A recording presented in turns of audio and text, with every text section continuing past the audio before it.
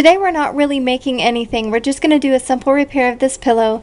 If you don't know how to sew, it's good to at least know how to do a whip stitch, and that way if something comes undone, you can easily stitch it back together, and then you don't have a wasted thing. Like, you won't have to throw out your nice new pillow just because the seam came loose. So all the stitching pretty much is coming loose. So I'm just going to trim that off, and then I will show you how to stitch it up. So I just have a simple pair of scissors, and I'm just going to cut all that stitching loose that has come undone. I'm just going to cut it off, and if it hasn't come out yet, I'm not going to worry about it. I'm sure some of it will probably come out later, but that's no big deal because we're going to sew up everywhere that there was stitching. Okay, so I've just threaded a simple hand needle. I've doubled my thread, and then I put a knot in the end, and the way I do that is just point the tail at the needle and wrap it around several times, usually about 3 or 4, and then I hold that and pull the needle through till I have a good knot on the end. Okay, now I'm going to hide my knot. See, there's my knot. Okay, I'm going to hide my knot in the pillow. So I'm going to go in like this, and I'm going to come out past where I want to start my stitching. Okay, I'm going to hide that knot in there. So I'm actually going to take an extra little bit of stitch here before I get to where the actual opening is.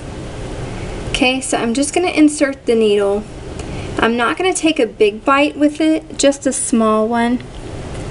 I'm going to push that through. If your fingers are sensitive, you can use a thimble. Okay, there are 2 ways to do this.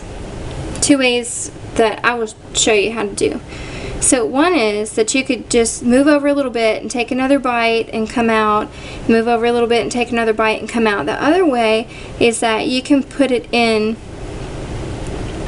about where you came out, and you just slide it along inside of there like that, and then you would pull it through and then take a bite. Okay, yes. But you're not going to leave much gap between, because you don't want to be able to pull that open, so that you would hide it. And you just, it's pretty much the same idea. It's just that you're not going to see quite as many stitches this way. This is the way I normally do it. You could do just if you don't want to do this, you just go along and take a stitch and then move over just a tiny bit and take another stitch. The only thing is, when you do that, it'll be a stiffer, there. Okay, so I'm just going to keep going along.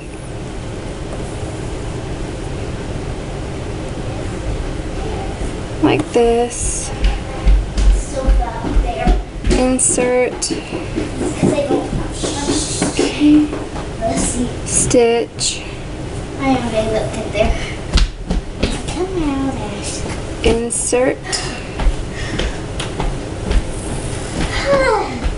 And stitch. She's a good hider. You just want to be sure that when you're taking your stitches, they're not so far apart that they're leaving a big gap here, because you don't want any of your pillow stuffing to come out. That would be bad.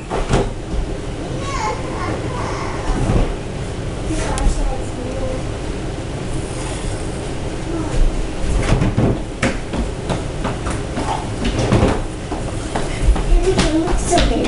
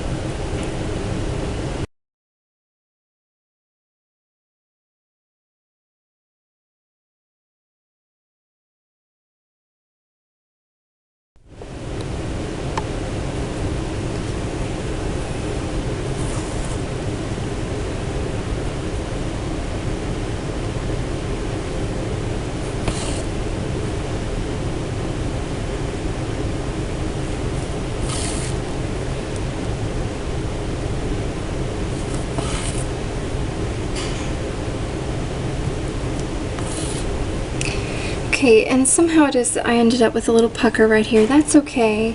You can just stitch that down as you work, and nobody will notice because I usually put the seam side to the bottom.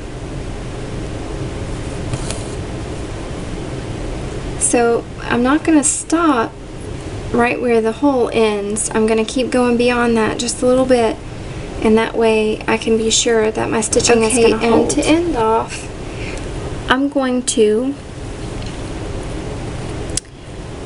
take probably 3 stitches here. Okay, and there might be a better way than this, but this is how I do it. I'm going to insert my needle back through here and then go back underneath where I have that stitching there. Okay, so I've gone through here, and now I'm going to insert my needle behind there where I took those last stitches, and I'm going to just push my needle down and out further down here. So this was my last stitch, and then I'm going to push it through it out here.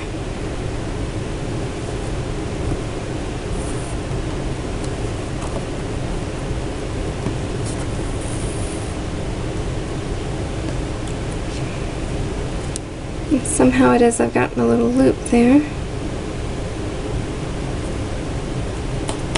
Let's see if I can pull the tail and get that out.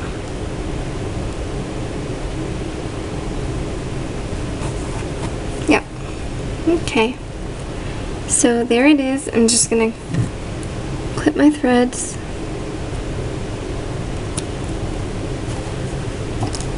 Okay. I think that's a pretty good fix. Thank you for watching. I'm glad to be able to bring this little tutorial to you because it seems that sewing is a lost art, and if you don't know how to sew, it can be costly to get repairs done.